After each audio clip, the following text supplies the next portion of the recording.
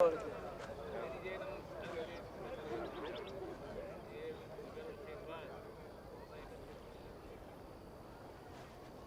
اوریدلیو چې هغې ته ویلې شوي وو چې زنا مه کوئ، خو زه تاسو ته دا وایم چې که یو سړی یوې ښځې ته په بد نیت سره وګوري نو هغه په خپل زړه کې د هغې سره زنا کړې ده.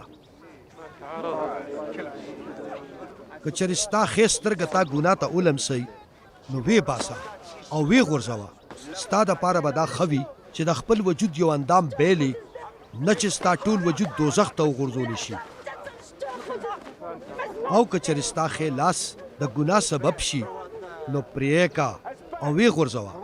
ستا دپاره دا بهتره ده چې د خپل وجود یو اندام بیلې، نه دا چې ستا ټول وجود دوزخ ته لاړ شي.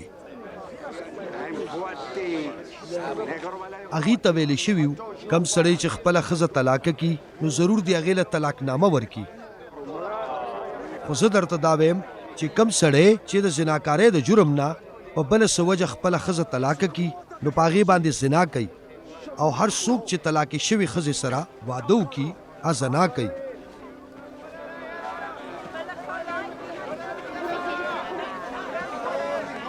بیا به تاسو دا اورېدلی وي چې زموږ پلار نیکه ته ویلي شوي وو چې خپل قسم مه ماتوئ، خو خپل قسم د مالک خدای دپاره ضرور پوره کوئ.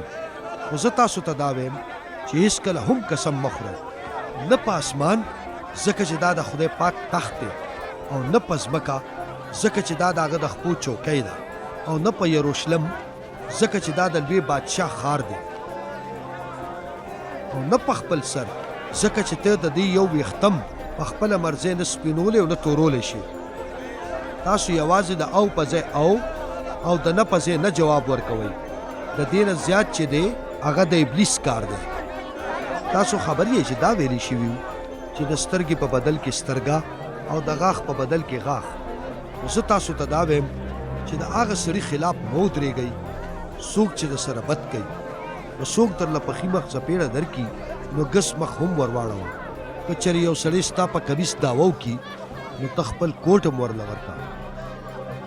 که چېرې یو اختیار لرونکی تا یو میل په بیګار بوځي نو ته ورسره 2 میله لاړ شه. چې څوک درنه څه وغواړي هغه ورکړه، او د داسې سړي نه مخ مه اړوه څوک چې درنه قرض غواړي. تاسو خبر یې چې ویلي شوي وو چې د خپل ګاونډي سره مینه ساتئ او د خپل دشمن نه کرکه.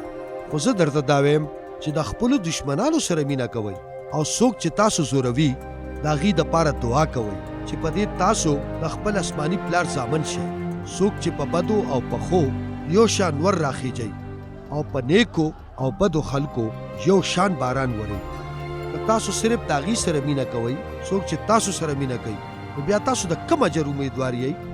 ولې معسولچیان دغه شان نه کوي څه؟